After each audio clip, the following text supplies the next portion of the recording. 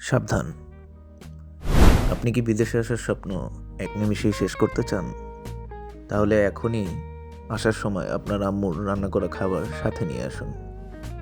তাহলেই পরের ফ্লাইটে দেশে যেতে পারবেন। তবে যাওয়ার আগে এয়ারপোর্টের নতুন নিয়মটি শুনে যান। কোরিয়ার এয়ারপোর্টে এখন কাস্টমস হাই অ্যালার্টে আছে। এর কারণ হলো আফ্রিকান সোয়াইন ফিভার।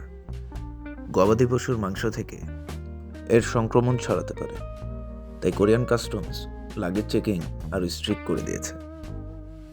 এখন মোটামুটি চেক ইন লাগেজও আলাদাভাবে চেক করা হচ্ছে।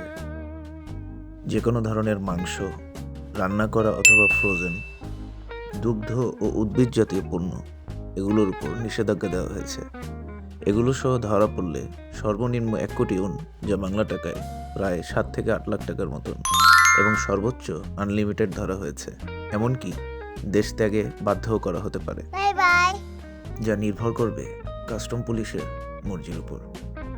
আজকে এয়ারপোর্টে একটা ঘটনার সম্মুখীন হলাম। এক ভাইকে আলাদা করা হয়েছে এবং তাকে ব্যাগ খুলতে বলা হচ্ছে। শুধুমাত্র তার ব্যাগে কিছু ফল পাওয়া গেছে।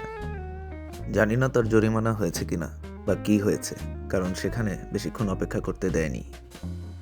তাই শখের বশে কোনো জিনিস আনতে গেলে সেটা যদি 100 টাকার হয়, তার মাসুল গুনতে হবে লাখ টাকায়। এরপরও এখনো অনেকে বলবেন যে ভাই, এটা আনা যাবে কিনা বা ওটা আনা যাবে কিনা বা এটা আটকাবে কিনা।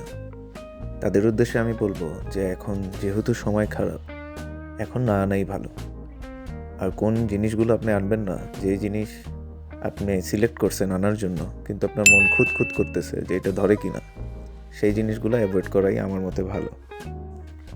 আশা করি সবাই নিয়ম মানলে ভেরি সুন আবার সব নর্মাল হয়ে যাবে। কোরিয়া সরকার তো জরিমানা করে সব আটকে দিল, কিন্তু আমার একটা জবাব দেন যে ততদিন আমি কাচ্চি খামু কেমনে।